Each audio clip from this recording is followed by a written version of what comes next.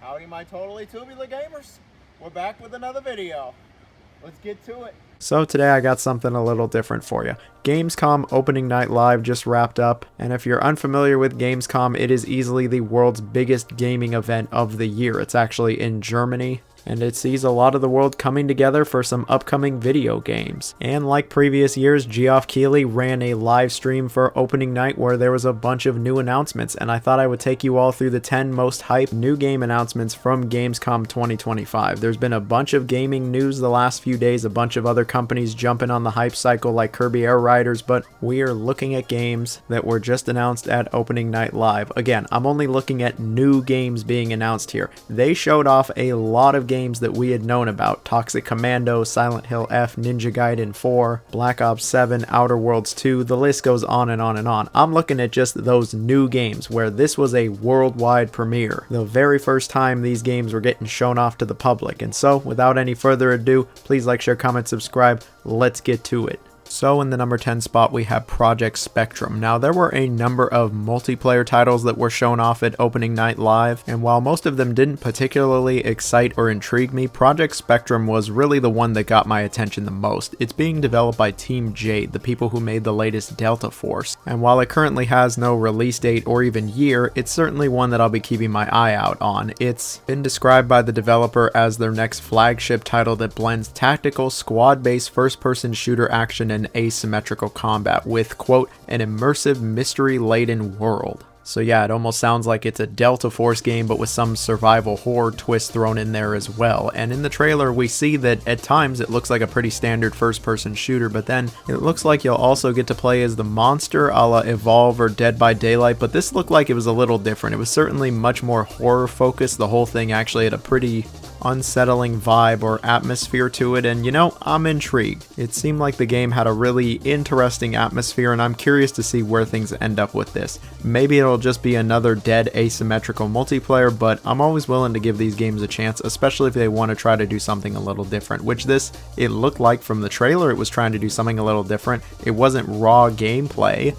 Obviously, there was some CGI and movie magic thrown in there because at the end of the day, this is marketing, but yeah, I was decently interested. In the number 9 spot, we have He-Man and the Masters of the Universe. This was announced during the pre-show and is a classically styled beat-em-up like you would see in the 80s or 90s. It was only a matter of time before He-Man got a game like this. I mean, He-Man is an 80s icon. If he was going to get any kind of video game, it would be some kind of classic throwback like this. And from what we saw, which wasn't much, it looks fine enough. It looks like a classic beat-em-up. I always like a good beat-em-up. Yeah, they don't provide you hours and hours of fun, but for the time that you do have with them, it's usually pretty enjoyable. This one is coming to us by Limited Run and Bitmap Bureau Limited. Not really sure who that second one is. We all know who Limited Run is. That means if this game's getting a physical, which I think it is, it's gonna be through their bullshit. But hey, I'm just happy He-Man's coming back for an actual game and not some stupid mobile title or ending up in the latest COD. Just you wait. I don't know if he's actually in COD, but him and Skeletor are totally coming to COD at some point, and everybody's gonna shake their damn head. Anyway, I'll move on now. So in the number 8 spot was a game that was also announced during the pre-show, Dejct, and this is easily the weirdest game announced at Gamescom. I don't even know how to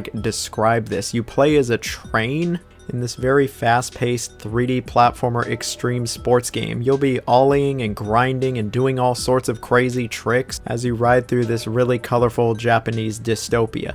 I really don't know what to think of this one, but that's why I'm actually really intrigued by it. It looks like a lot of fun. I love games like this. It does give off some Jet Set Radio vibes, and I think it's going to be easily one of the most unique games of not only the year, but the 2020s. I mean, just look at it. You play as a freaking train jumping all over the place and doing some crazy shit. It looks like this game is going to have some kind of a trick system. There's going to be a fully fleshed story mode complete with boss fights. And there's even going to be a bit of lore and story to this one. Again, it's just kind of hard to even make out what you're seeing here, but call me impressed. I'm always looking for really unique creative experiences, and yeah, it doesn't get much more creative than this. And I mean, who doesn't love to play as a train? Like, genuinely, we need more train games. So in the number 7 spot, we have Zero Parades. So this is coming to us from Zaum. Now, if you're not familiar with Zaum, they were the developers and publisher of Disco Elysium.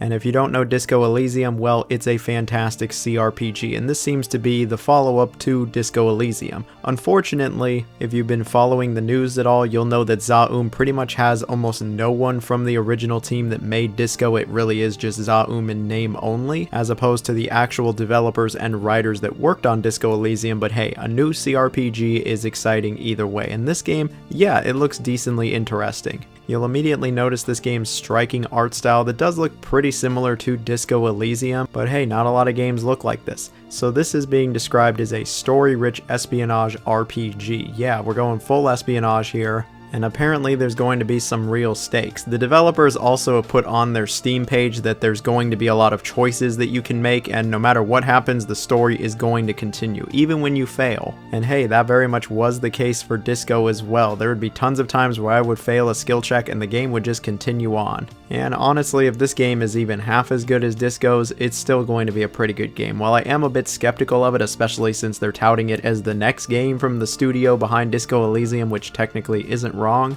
I'm still going to have my eye on this one whenever it releases. They didn't give a date or even a year for this one, so sometime in the future.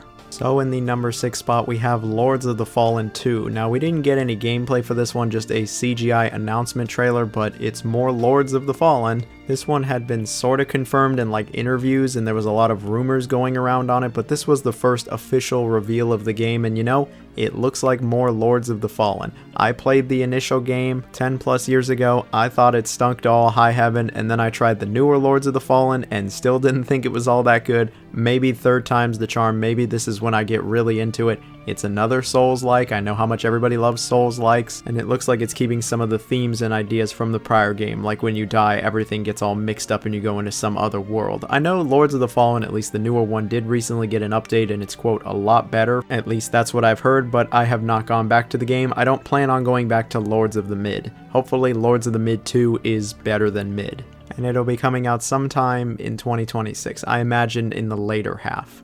So in the number 5 spot we have Road Kings. No, this isn't the sequel to Big Rig's Over the Road Racing, this is actually the next game by Saber Interactive and Focus Entertainment. This seems to be the follow-up to SnowRunner, MudRunner, Roadcraft, Expeditions, etc. And hey, I like all of those games. I don't care that they are just all trucking games and that they might be boring to a large majority of people. I genuinely do enjoy these. It's interesting that they're focusing exclusively on semis. Like, you could drive semi-trucks in their previous games, but it wasn't the focus. It was just one of many vehicle types. Here, it really feels like that's the focus. That's what you're going to be driving a majority of the time. And you know, that sounds interesting. I'm curious to see how they handle things. They didn't show any gameplay, it was a CGI trailer, but I mean, this is like, what, the 5th, 6th game in this series? Or at least style of game by Saber. I think we know what to expect here. You're going to be a big ass truck hauling big shit. Probably going through some of the shittiest of environments. It looked like Florida from the trailer, like it really looked like Florida. I imagine most of the game is going to be around Florida, Georgia, and maybe like Louisiana. We'll see how this one turns up when it comes out next year at some point.